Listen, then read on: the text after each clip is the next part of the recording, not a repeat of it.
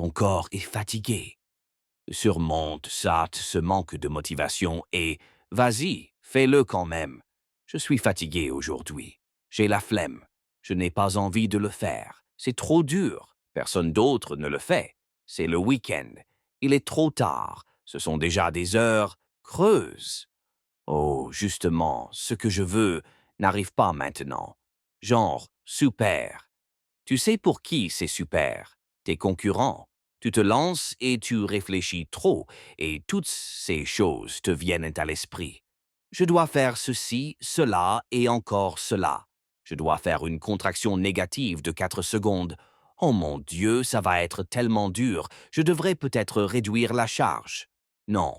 Vas-y, fais-toi plaisir, connais tes capacités, donne-toi à fond et sors de là. Parfois, trop réfléchir te freine. Les gens veulent passer directement du premier au 10e jour en obtenant un gros financement de départ ou un gros investissement. Et mec, je m'en fiche de combien d'argent j'ai gagné. J'essaie de faire comme si j'étais fauché tous les jours, parce que ça me force à trouver de nouvelles solutions et à innover. J'avais un de mes commerciaux à qui j'ai dit « Mec, je te vois jamais à la salle de sport. » Et il a répondu « Tu sais, je suis vraiment très occupé. » Je l'ai regardé et je lui ai dit « Tu n'auras jamais autant de temps et moins de responsabilités qu'aujourd'hui. » Alors, j'ai un peu utilisé la méthode James Clear. Je lui ai dit, écoute, si tu n'y arrives pas maintenant, accepte que tu ne seras jamais en forme de toute ta vie. Il a fait, oh, j'ai dit, réfléchis-y, laisse tomber, ouais. J'ai dit, tu ne seras jamais en forme. Il a fait, oh, je le pense vraiment. Je me suis dit, d'accord. Alors fais-le, ou ne le fais pas, mais arrête de le désirer. Je te promets, tu ne veux pas être cette personne âgée, sur son lit de mort, à regretter sa vie parce que tu as toujours choisi la facilité. Réfléchis bien maintenant. Quoi que tu aies, investis-toi à fond. Apprivoise-le. Laisse-le te façonner. Fais de toi ce que tu as toujours voulu devenir. Il faut s'y consacrer pleinement. Il faut y passer du temps. Il faudra peut-être élever des enfants, entretenir ton mariage et gérer ton activité secondaire, tout en même temps. Tout le monde sait que si tu ne vas pas à la salle de sport, si tu ne montes pas sur le tapis de course, si tu ne fais pas de cardio, si tu ne soulèves pas de poids, tu n'auras jamais le physique dont tu rêves. Ça restera une conversation, une vision, un rêve. Les paresseux ne savent pas par où commencer. Les faibles ne savent pas par où finir. Les gens qui réussissent ne savent pas s'arrêter. On exige le succès, mais on refuse de travailler le week-end. On veut des opportunités, mais on ne parle pas aux inconnus. On se dit ambitieux, mais on fait la grasse matinée tous les jours. Nous sommes le résultat de nos actions, pas de nos aspirations. Imaginons un disjoncteur, d'accord? Et je branche tout sur un seul circuit, juste le surcharger. Il va sauter. Et une fois qu'il saute, mon Dieu, le circuit est fichu. Il faut que chaque chose soit branchée à la bonne place, comme dans un garage bondé. On ne peut rien y mettre. Une fois que votre cerveau est encombré, la discipline est formidable. La motivation est formidable. Mais si vous ne pouvez pas tout ranger dans votre cerveau parce qu'il est plein à craquer, il n'y a pas de discipline. Vous pouvez en avoir parfois quand ça rentre dans ce garage bondé qu'est votre esprit, mais vous n'avez pas la constance nécessaire à cette discipline. En réalité, il y a 2 êtres humains dans la salle de bain chaque matin. Il y a toi et il y a un être humain dans le miroir. Cet être humain essaye. Il est là depuis longtemps et il attend que tu te réveilles pour le voir. Il en a assez de ta négativité constante. Il en a assez que tu le rabaisses. Il a besoin que tu sois plus encourageant. Il a besoin que tu sois plus joyeux. Il a besoin de ton soutien. Et quand tu te réveilles enfin et que tu crées un moment avec toi-même, Chaque matin où tu te regardes dans les yeux, où tu te vois, où tu te pardonnes, où tu t'honores et où tu dis « je crois en toi » par ce geste. C'est ce sentiment de connexion incroyablement profond et spirituel que tu as cherché si longtemps. Tes excuses te détruiront et te prendront tout ce que tu as toujours désiré. Si tu les laisses faire, on pourrait croire qu'un ami est comme celui qui, vous offre toujours des verres au bar, mais vous aide-t-il vraiment d'une manière ou d'une autre? Non, absolument pas. Alors, quand vos excuses vous font vous sentir un peu mieux parce que vous n'avez pas accompli ce que vous deviez faire, elles peuvent vous soulager, mais elles ne vous aident pas.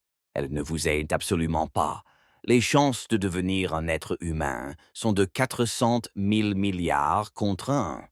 Vous savez, la réussite dépend de plusieurs facteurs. Je pense que la conscience de soi est primordiale. Si vous ne vous connaissez pas et que vous ignorez vos points forts, vous n'avez aucune chance, car vous allez tourner en rond. Je pense que l'éthique du travail est essentielle. Personne, absolument personne, parmi ceux qui regardent ceci en ce moment, ne connaît quelqu'un qui ait réussi sans avoir fourni un travail considérable. On ne peut pas progresser mentalement, physiquement, émotionnellement ou financièrement en restant dans sa zone de confort et en évitant la souffrance. Ça ne fonctionne pas comme ça. Si vous voulez bâtir une entreprise florissante, vous allez encaisser coup sur coup avant que quoi que ce soit ne se concrétise. Si vous voulez vous forger un corps exceptionnel, vous devez solliciter vos muscles pour mieux les reconstruire. Comment allez-vous vous présenter? Comme je le disais précédemment, il y a des choses qui échappent à votre contrôle. Qu'est-ce que c'est qui est sous votre contrôle? Comment pouvez-vous reprendre le pouvoir en main? Et qu'allez-vous en retirer? Quel sens pouvez-vous trouver à reprendre le contrôle de ce qui vous semble impuissant? Se sentir bloqué est le signe que vous avez cessé de progresser. C'est tout. Et quand la plupart des gens se sentent bloqués parce qu'ils ne comprennent pas que c'est lié à un besoin fondamental de croissance, nous croyons qu'il s'agit d'une crise existentielle et nous détruisons leur vie. Apprendre quoi que ce soit vous reconnecte à un besoin fondamental. Cela vous donne l'impression que les choses avancent et à partir de ce sentiment d'être un peu plus fort, vous serez en mesure de prendre de meilleures décisions concernant les grands changements à apporter à votre vie. On ne vit qu'une fois.